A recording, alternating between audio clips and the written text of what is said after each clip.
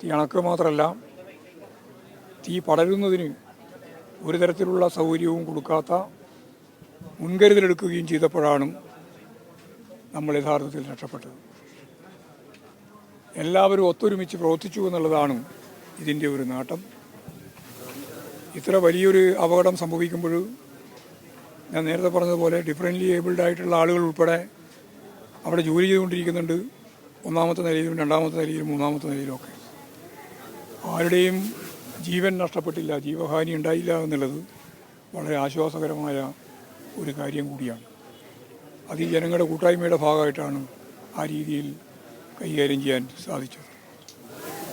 ഈ പ്രവർത്തനങ്ങൾക്കെല്ലാം നേതൃത്വം കൊടുക്കുകയും പ്രവർത്തിക്കുകയും ചെയ്ത പോലീസ്, ഫയർഫോഴ്സ്, സന്നദ്ധ പ്രവർത്തകർ, വിവിധ രാഷ്ട്രീയ പ്രസ്ഥാനത്തിൻ്റെ ഭാഗമായിട്ട് ചേർന്നിട്ടുള്ള ആളുകൾ, ജനപ്രതിനിധികൾ, ഇവരെല്ലാം ഇവിടെ തന്നെ നിന്നുകൊണ്ട് നടത്തിയ പ്രവർത്തനത്തെ അങ്ങേയറ്റം അഭിനന്ദിക്കുകയാണ്.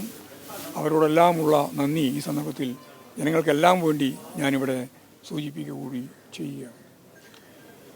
ഇനിയിവിടെ ഉദ്യോഗസ്ഥന്മാരുടെ ഉയർന്ന RDO അതുപോലെ തന്നെ ഡെപ്യൂട്ടി കളക്ടർ ഉൾപ്പെടെയുള്ള ഉയർന്ന ഉദ്യോഗസ്ഥന്മാരുടെ യോഗം നടന്നു.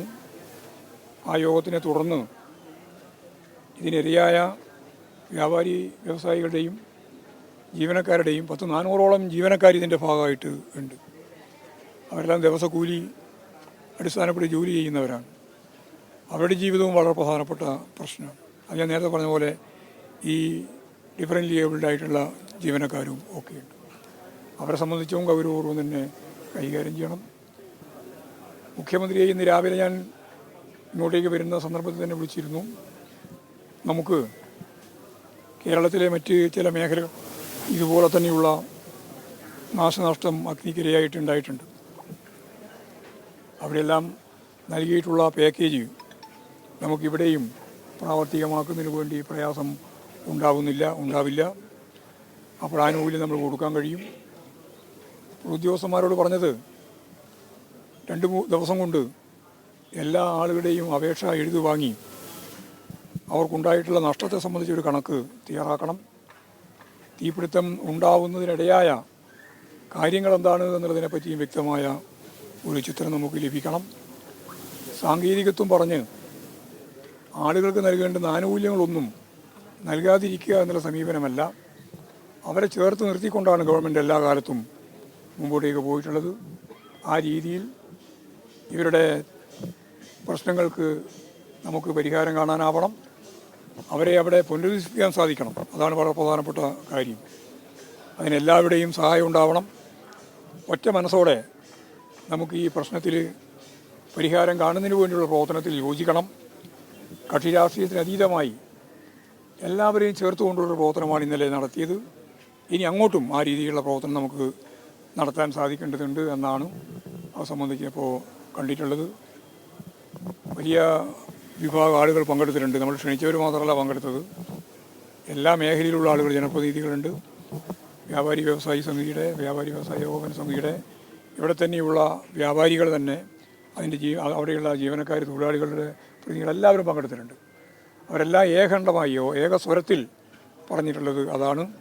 മുനിസിപ്പൽ ചെയർമാനും മുനിസിപ്പൽ വൈസ് ചെയർമാനും അതുപോലെ തന്നെ ബ്ലോക്ക് പഞ്ചായത്ത് പ്രസിഡൻറ്റും ബ്ലോക്ക് പഞ്ചായത്ത് അംഗങ്ങളും ജില്ലാ പഞ്ചായത്ത് പ്രസിഡൻറ്റും ഇവിടെ RDO അതുപോലെ തന്നെ ഡെപ്യൂട്ടി കളക്ടർ ഉൾപ്പെടെയവരെല്ലാം ഒരേ സ്വരത്തിലാണ് ഈ പ്രശ്നം പരിഹരിക്കുന്നതിന് വേണ്ടി നമുക്ക് കൂട്ടായ യത്നം നടത്തി ഇവരെ സംരക്ഷിക്കാൻ ഉതകുന്ന നിലയിൽ, വ്യാപാരികളെയും ജീവനക്കാരെയും സംരക്ഷിക്കാൻ ഉതകുന്ന രീതിയിൽ നമുക്ക് കാര്യങ്ങൾ കൈകാര്യം ചെയ്യാൻ സാധിക്കണം.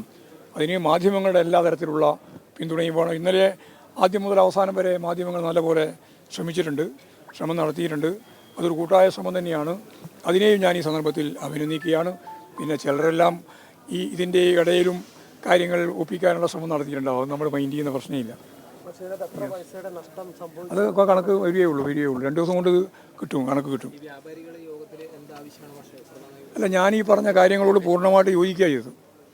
ഞാനിപ്പം പറഞ്ഞ ഈ കാര്യങ്ങളോട് പൂർണ്ണമായിട്ട് യോജിച്ചുകൊണ്ടാണ് വ്യാപാരി സമൂഹത്തിൻ്റെ എല്ലാ മേഖലയിലുള്ള ആളുകളും ഒരേപോലെ ഒറ്റ സ്വരത്തിൽ ചൂണ്ടിക്കാണിച്ചിട്ടുള്ളത്. അവരെല്ലാം നമ്മൾ മുഖവിലക്കെടുക്കുകയാണ്. അതായത് ഞാൻ പറയാം, സാങ്കേതികത്തിൻ്റെ എല്ലാ പ്രശ്നം ഓരോരുത്തരുടെയും അനുഭവമാണ്, നമ്മുടെ ജീവിതമാണുള്ള പ്രശ്നം. ആ ജീവിതം എങ്ങനെ ഉരുപ്പിടിപ്പിക്കുമെന്നുള്ളതാണ് നമ്മൾ ആലോചിക്കേണ്ടത്. അതിനാവശ്യമായ രീതിയിലുള്ള നിലപാട് സ്വീകരിക്കണമെന്നാണ് ഇപ്പോൾ പറഞ്ഞത്. അതെ അതെ അതുപോലെ തന്നെ അതേപോലെ തന്നെയാണ്. അതുപോലെ കേരളത്തിൻ്റെ മറ്റ് മേഖലയിലുണ്ടായിട്ടുള്ള അനുഭവങ്ങൾ കൂടി ചേർത്തുകൊണ്ട് തളിപ്പറം വരെ പ്രത്യേക സാഹചര്യം കൂടി കണക്കിലെടുത്ത് ആവശ്യമായ നിലപാട് ചെയ്യും. കാലാവധി 2 ദിവസം കൊണ്ട് തയ്യാറാക്കണം എന്നാണ് ഇപ്പം പറഞ്ഞത്. വളരെ പെട്ടെന്ന് തന്നെ ചെയ്യാന്നുള്ള ഉദ്ദേശിക്കുന്നത്. അതൊക്കെ മുൻകരുതൽ എന്താ നിങ്ങൾ ഉദ്ദേശിക്കുന്നത്? അതൊക്കെ ഉറപ്പുവരുത്തും. അതാ പറഞ്ഞു, അതിൽ ആവർത്തിച്ചുകൊണ്ടിരിക്കുന്നത് ജനസമൂഹമല്ലേ. ജനസമൂഹത്തിൻ്റെ ഭാഗമായിട്ട് ഒരുപാട് അപകടങ്ങൾ ഉണ്ടാകുന്നുണ്ട്. ഈ അപകടങ്ങളൊക്കെ മുൻകൂർ ഇല്ലായ്മ ചെയ്യാൻ സാധിക്കുക എന്നുള്ളതിനെല്ലാം പരിമിതിയുണ്ട്. ആ പരിമിതി നമ്മൾ കണ്ടോളണം.